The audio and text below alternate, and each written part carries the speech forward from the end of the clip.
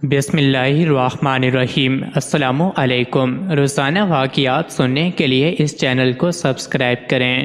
ایک مرتبہ حضور پاک صلی اللہ علیہ وسلم نے حضرت ابو بکر صدیق رضی اللہ عنہ کو اپنی انگوٹھی مبارک دی اور فرمایا، اس انگوٹھی پر لا الہ الا اللہ لکھوا لاؤ۔ حضرت ابو بکر صدیق رضی اللہ عنہ انگوٹھی لے کر کاتب کے پاس تشریف لے گئے اور فرمایا، اس انگوٹھی میں لا الہ الا اللہ محمد رسول اللہ لکھ دو۔ کاتب نے انگوٹھی پر لا الہ الا اللہ محمد رسول اللہ لکھ دیا۔ صدیق اکبر بارگاہ رسالت میں حاضر ہوئے اور انگوٹھی پیش کر دی تو اس انگوٹھی پر لکھا ہوا تھا لا الہ الا اللہ رسول اللہ، اور اس کے بعد حضرت ابو بکر صدیق رضی اللہ عنہ کا نام بھی لکھا ہوا تھا۔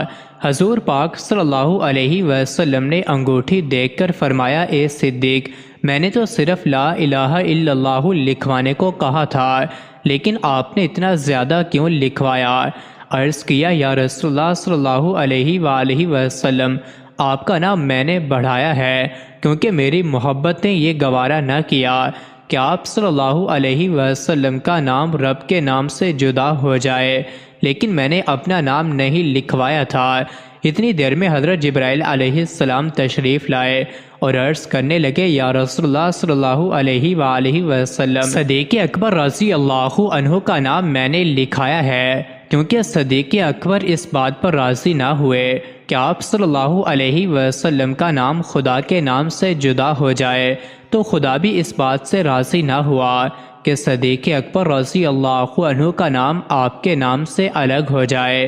امام فخر الدین رازی رحمۃ اللہ علیہ نے تفسیر کبیر میں اس روایت کو نقل فرمایا ہے۔ حضرت انس بن مالک رضی اللہ عنہ سے روایت ہے کہ جب حضرت ابو بکر رضی اللہ عنہ کا آخری وقت آیا تو حضرت علی رضی اللہ عنہ بھاگتے ہوئے آئے اور آپ کی زبان پر یہ لفظ تھے، انا للہ و انا الیہ راجعون، اور آپ نے حضرت ابو بکر رضی اللہ عنہ کے چہرے سے کپڑا اٹھایا اور یہ لفظ کہے، آج رسول اللہ صلی اللہ علیہ وسلم کی خلافت ہم سے جدا ہو گئی۔ اس کے بعد حضرت صدیق اکبر رضی اللہ عنہ کو غسل دیا گیا اور غسل دینے کے بعد آپ رضی اللہ عنہ کا جنازہ پڑھایا گیا اور پھر مدینہ انور کی گلیوں سے گھما کر رسول اللہ صلی اللہ علیہ وسلم کے روضہ مبارک کے سامنے رکھ دیا گیا، اور یہ لفظ حضرت انس رضی اللہ عنہ کے ہیں۔ کہتے ہیں کہ ہم ہاتھ باندھ کر کھڑے ہو گئے،